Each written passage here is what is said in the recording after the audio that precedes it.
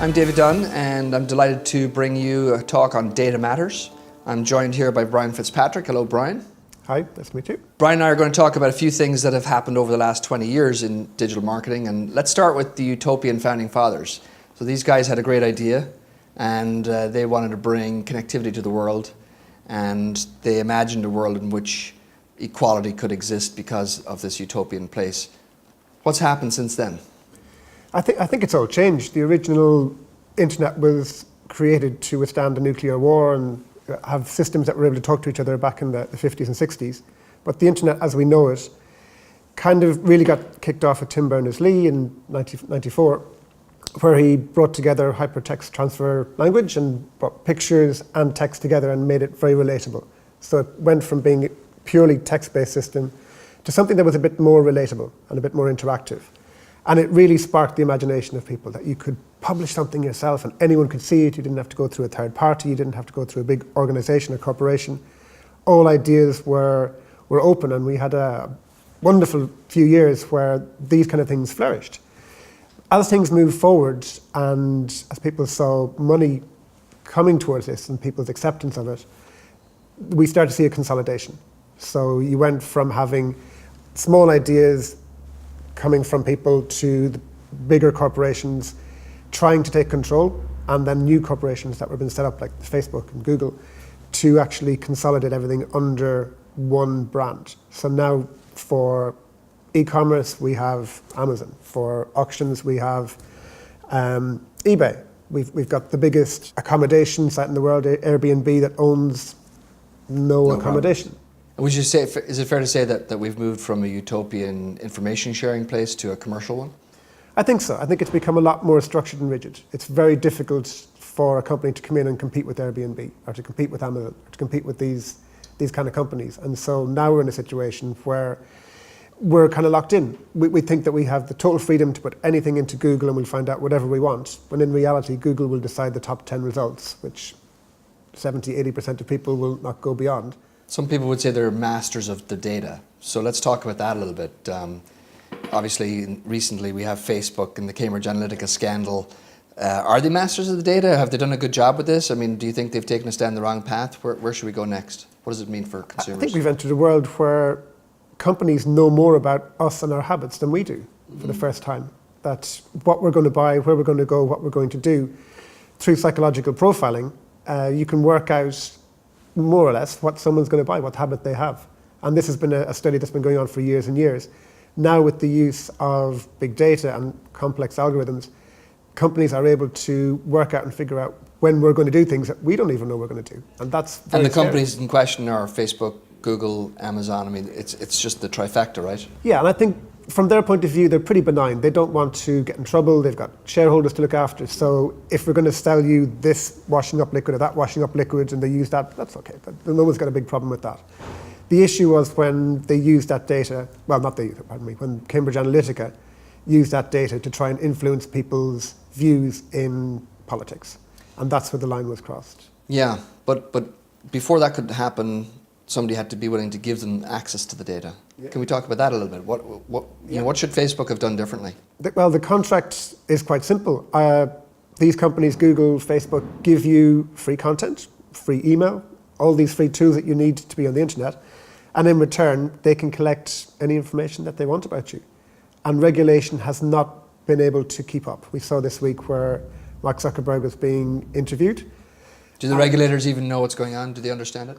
I think it's unfair to think that they all will. They're politicians. They have a different paradigm. But we need specialists in there who can advise them. I think some of those guys who are asking, if you don't charge for Facebook, how can you make any money? That guy would probably have done better to do some research and maybe got help with some of those questions because it's such a high profile. Well, we've seen Wozniak resign from the board of Facebook, citing that basically trading on personal data isn't the future. If you want to have a good product, you sell somebody a good product, let them pay for it. They pay a premium for an Apple iPhone, but they're happy to do it. Yeah. And then Apple protects their privacy. Who had the right idea? Apple, Facebook? I think it's standards. If you listen to Tim at Apple, he's an older person. He's got some experience. He understands ethics, he understands what to do, and importantly, he can stand up to his board. I think with Zuckerberg, you've got somebody who's come in, he's young, he's okay. He's got a brilliant idea and can build a great product that is Facebook. But when it comes down to the pressure he's under to generate revenue for his shareholders, that's the bit that I think he's going he's been led in potentially the wrong direction. Yeah. That it's more about the money that they're going to make rather than what they should do. But this is very new. This is all very new. So mistakes are going to be made. And yes, Zuckerberg apologizes every other year for something that he did out of naivety. But he's in his 30s now. He's starting to get more experience. That's going to be less and less forgiven, and he's going to be expected to just step up a bit more. And I think what's happened in the last month is going to change his view, where they now need to be more transparent, cleaner than clean, whiter than white, to be able to move their business forward. They're not going to get too many more passes on this. Yeah. So let's talk about what it means to brands, because we've talked about the consumer piece, consumers giving their information to Facebook, Google, Amazon willingly, then those companies trading on that data and selling media on that data. But what does all this mean to the brands who actually are buying those ads in the first place? What should they be doing? Yeah, so in the past we had a number of different media companies, usually regionalized through newspapers, through TV. So the brand was king, and they would choose what markets they would go into and where they would advertise. Now we're in a situation where we've got a duopoly with Facebook and Google, who have 70% of all the ad spend globally. And essentially, they're the kingmakers. If they fall out with Unilever and decide Procter & Gamble is better for some reason, or they don't get the deal from Procter & Gamble and Unilever give them better rates, technically, they can start manipulating what ads people are being exposed to.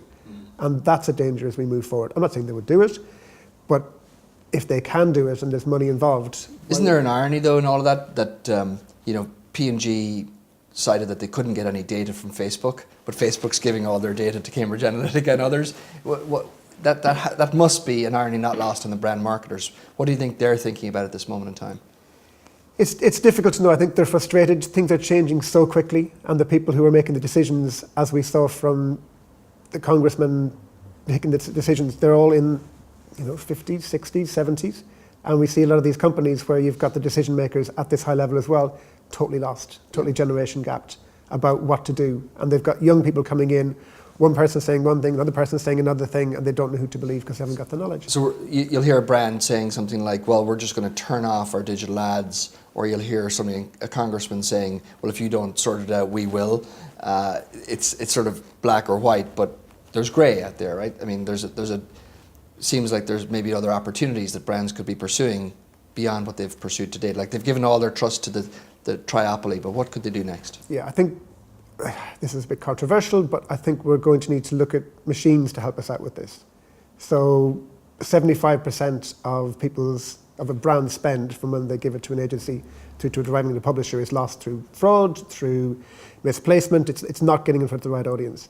And so we're going to need to use big data. We're going to need to use private DMPs and allow brands to take more control over their own data to be able to manage that and not just rely on the Facebook and Google to look after them and make sure it's okay. And it's only machines and algorithms using artificial intelligence and machine learning that are going to be able to cut through all this. But is it brands that have a relationship in the first place with an audience that maybe they have an existing loyal customer? Pick a brand, Nike, whomever it might be, Samsung. Who are the brands who have the best opportunity to leverage this data, leverage the algorithms, and do something with it for their customers? I think that's a really interesting point, that brands can know who their customers are. They can, using their CRM data, find out how loyal they are and what they're doing. And there's going to be an expectation, particularly from millennials, that they know that information has been collected about them, and they should know if they're an existing customer. If they buy a product, don't try and sell me the product again. That level of sophistication is almost expected these days, and brands need to start looking at how they get more of a one-to-one relationship with loyal customers to make sure they don't go somewhere else. And so we're in this transition period at the moment. It's a very interesting time with GDPR coming out and privacy and what information you can collect and what you can't collect. I think that will help to clean up particularly the European ecosystem quite well. But from a brand point of view, having that one-to-one relationship with the customer who's willing to engage with you is going to be very interesting and something that is well worth watching. It's been said that for the last 20 years that we've been following people and using cookies to, based on assumptions. Somebody clicks on something, there's an action, and therefore we assume that they're interested in other things. So we've been using cookies as our primary means to target folks. Talk a little bit about what it means to have a customer-oriented marketing strategy versus a cookie-oriented marketing strategy. So using cookies, it's mainly been to make sure that you don't serve the ad to people 20 times. So that's one of the things that cookies do. The actual information that is gathered by some of the data companies out there, it's a bit all over the place. If you dig into the information that some of these companies have about you, it's not coherent. So the story is great and the theory is fantastic. The reality is that, unfortunately, it's not as sophisticated as... So folks thought it was going to be a silver bullet. Yeah, the promises that are made at the beginning can be made because you just go, well, prove me wrong. No one can prove them wrong. And then the reality happens 5 years later where you're looking at this and going, programmatic advertising is in a very distressed place because of fraud, because people are coming in, because people are gaming the system and using bots and other technology to essentially devalue media. And so we need to fight back. We need to be in a position where we can actually build up a relationship between a brand and a customer directly and make it as simple as that, rather than all this complex technology in the middle that is essentially, not making things better, but making things worse. So if you were sitting here with the CMO today, you would tell them to market to the customer and stop just following digital data. What would you say to them?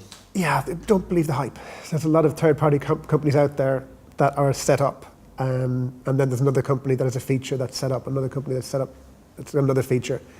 And you can have 15, 20 companies all trying to enhance your business.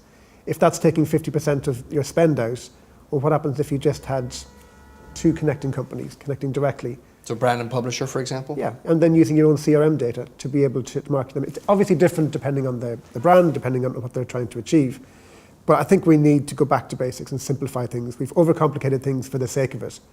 And a good CMO with a decent understanding of technology should be able to see through this and go, this is what I want to achieve, and I don't need to have 20 companies in the middle.